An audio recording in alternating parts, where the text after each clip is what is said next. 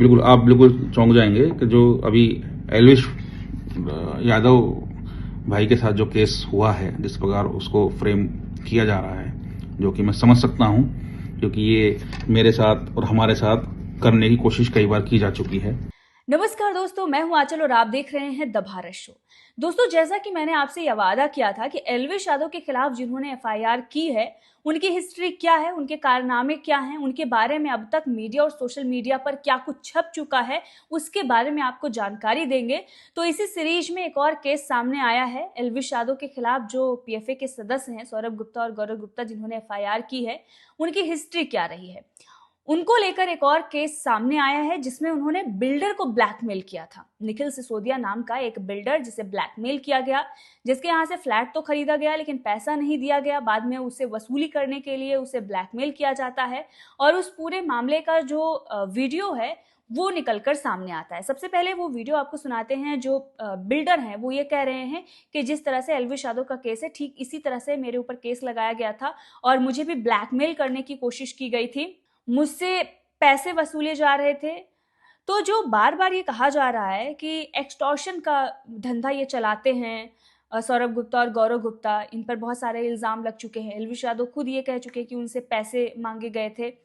रवि विक्रम भटनागर, जिनका हमने इंटरव्यू किया था, आपको याद होगा, उन्होंने भी बहुत बड़े बड़े दावे किए थे, सबूत दिखाने के दावे किए थे। उन्होंने मेनका गांधी पर भी कई सारे सवाल खड़े किए थे। तो कहीं ना कहीं वो चीजें सच होती हुई नजर आ रही इस वीडियो के जरिए। मेरा नाम निखिल सिसोदिया है और मैं गाजियाबाद में एक रियल एस्टेट कंपनी में डायरेक्टर के पद पे कार्यरत हूँ। ये वीडियो बनाने का आज मेरा मकसद ये है कि किस प्रकार बड़े लोगों के साथ एक एक्सटॉर्शन का धंधा जो कुछ लोगों ने बनाया हुआ है, वो किस प्रकार चलता है और किस प्रकार ये लोग उसको अंजाम देते हैं। इसका एक छोटा सा स्टोरी, एक छोटी सी कहानी मैं आप लोगों को बताने जा रहा हूँ। मेरी कंपनी में दो सगे भाइयों ने फ्लैट अपनी वाइफ और अपनी माताजी के नाम पे बुक किए थे, जिनमें कुछ बकाया राशि होने पर उनको डिमांड भेजने पर उन्होंने उस डिमांड को देने से मना किया। क्योंकि सभी को पता है आज रेरा बाउंड है सभी प्रोजेक्ट, और रेरा का अपना जो स्ट्रिक्ट रूल और रेगुलेशंस हैं वो सभी पे इम्प्लीमेंट होते हैं, चाहे वो बायर हो चाहे वो डेवलपर हो। तो उसी एक बिल्डर बायर एग्रीमेंट हम एग्जीक्यूट करते हैं दोनों पार्टीज के बीच। उस बिल्डर बायर एग्रीमेंट के तहत जो भी शर्तें थी, उसी के शर्तों के तहत हमने इनको एक प्राइवेट टू कैंसिलेशन भेजा कि अगर आप अपना ड्यूज जमा नहीं करेंगे, अपना पैसा जमा नहीं करेंगे, तो आपका फ्लैट कैंसिल हो जाएगा।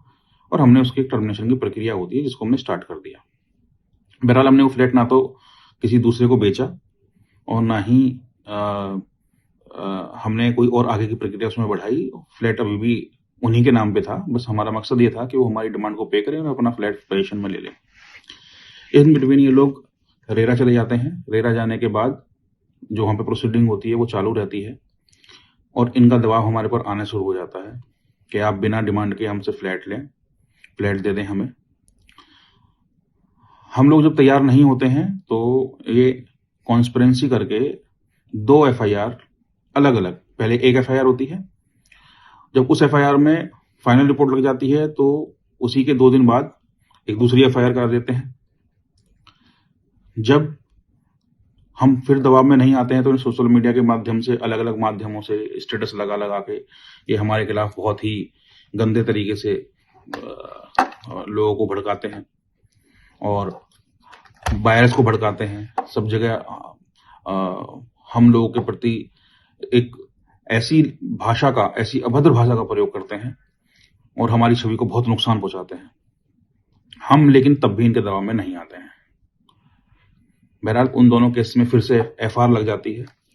एफआईआर लगने के बाद और उधर रेरा का एक ऑर्डर आ जाता है जिसमें साफ साफ लिखा होता है कि आप इनकी यूनिट, इनसे डिमांड प्राप्त करें, इनसे पैसा लें, जो भी इंटरेस्ट का पैसा है जो आपका बनता है वो इनसे लें। अगर इनका हमारे डिले की वजह से इन पे कोई इंटरेस्ट हम पे निकलता है तो हम उसको पे करें और इनको फ्लैट हम दे दें।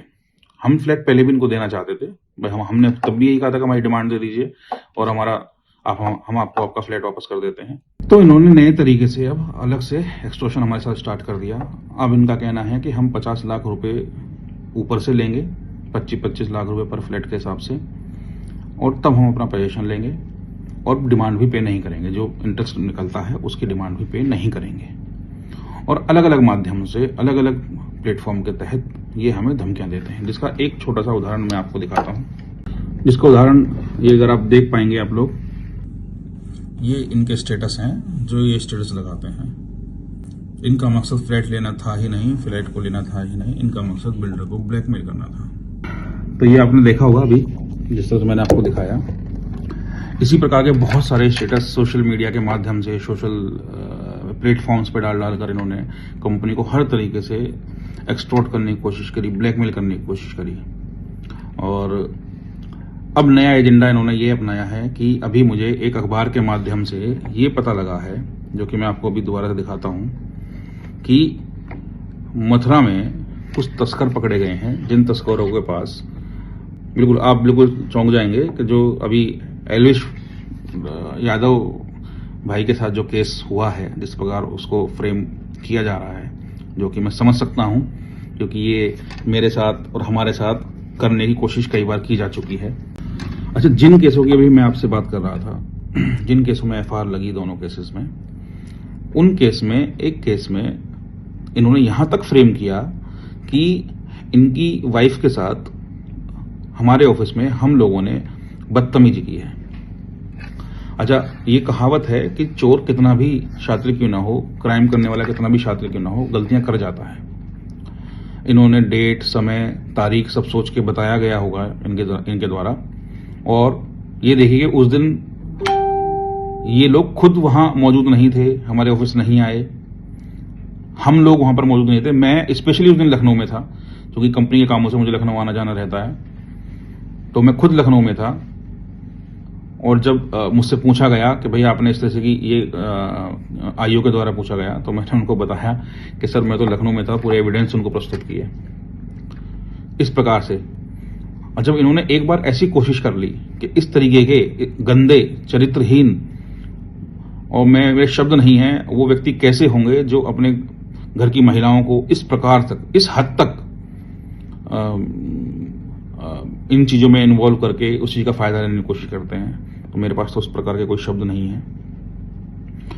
तो इस प्रकार इन्होंने मुझे फ्रेम करने की कोशिश की, और ये दोबारा मैंने आपको दिखाया कि ये एक अखबारी कटिंग के माध्यम से समझ में मुझे आया कि चूंकि गौरव गुप्ता, सौरव गुप्ता इसमें शामिल हैं, तो ये डेफिनेटली इन्होंने मुझे फिर से फ्रेम करने की कोशिश की है। बट आई होप कि कानून